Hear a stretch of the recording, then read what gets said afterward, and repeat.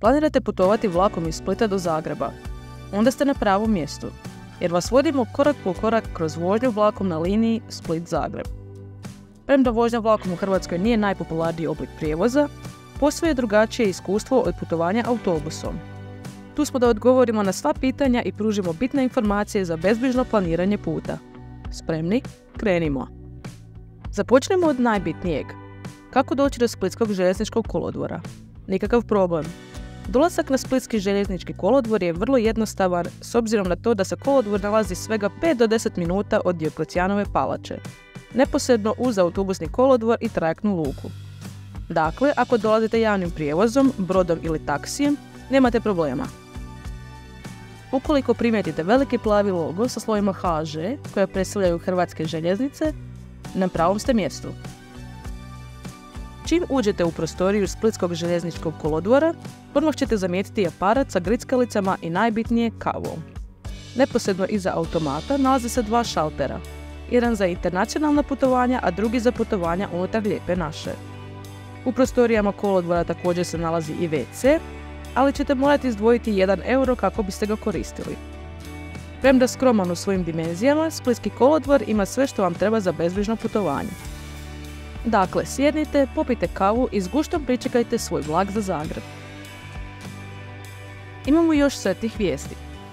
Kupovina karte za Zagreb jednostavna je kao i dolazak na sam kolodvor.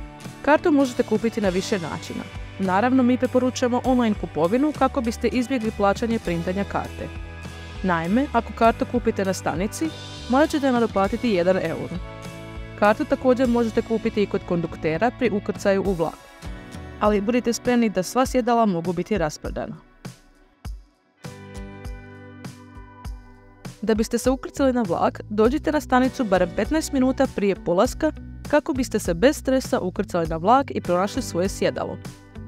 Ako niste sigurni u kojem se vagonu nalazite i koji je broj vašeg sjedala, kondukteri su tu da vam pomognu, iako će sve informacije biti na vašoj karti.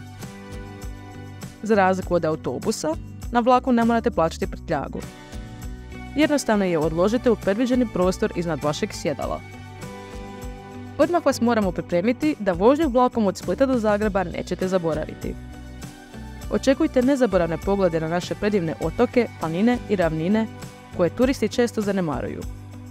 Sjedala su slična onima u autobusu, ali s više prostora. Svako sjedalo ima i preklopni stol, što je odlično ako želite pojesti grickalice ili koristiti laptop za gledanje omiljenih serija ili filmova. Ako putujete noćnim vlakom, očekujte privatniji i udobniji prostor, jer svaki vlak ima kupe za do 4 osobe. Ako ste zaboravili unaprijed kupiti grickalice, ne brinite. Djelatnici će vas povremeno posjetiti i ponuditi kavom i grickalicama, ali imajte na umu da se mogu kupiti samo gotovinom.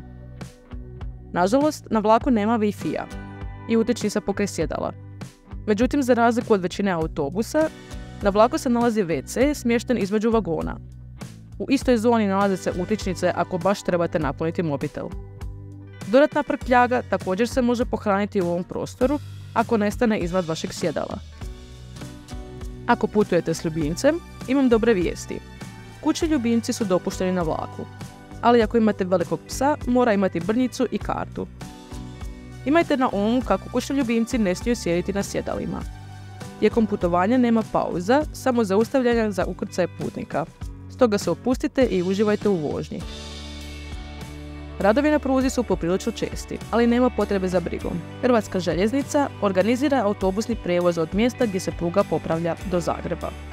Ova usluga uključena je u vašu kartu za vlak, tako da ne morate plaćati dodatno. Autobus će vas pokupiti na željezničkoj stanici i odvesti do glavnog kolodvora u Zagrebu. Kada stignete u Zagreb, dočekat će vas glavna željeznička stanica grada, Zagrebački glavni kolodvor. Ova povijesna stanica smještena je u središtu grada. To omogućava lak pristup javnom prijevozu, taksijima i mnogim gradskim atrakcijama. Sama stanica nudi razne sadržaje. Možda se pitate zašto putovati vlakom? Pa postoji nekoliko razloga. Putovanje vlakom nije samo ekološki prihvatljivo, već pruža priliku da istražite zemlju kako nećete uspjeti iz automobila ili aviona. Osim toga, često je povoljnije, osobito ako unaprijed rezervirate karte. Sve u svemu, putovanje vlakom nudi više prostora, slikovite poglede i opuštajuće iskustvo. Savršeno za one koji vole čitati, gledati filmove ili raditi dok uživaju u vožnji. I eto, dragi putnici, kompletan vodič za putovanje vlakom od Splita do Zagreba. Ne zaboravite lajkati, pretplatiti se i kliknuti na obavijesti za više vodiča i savjeta o putovanjima. Sretan put i vidimo se u sljedećem videu.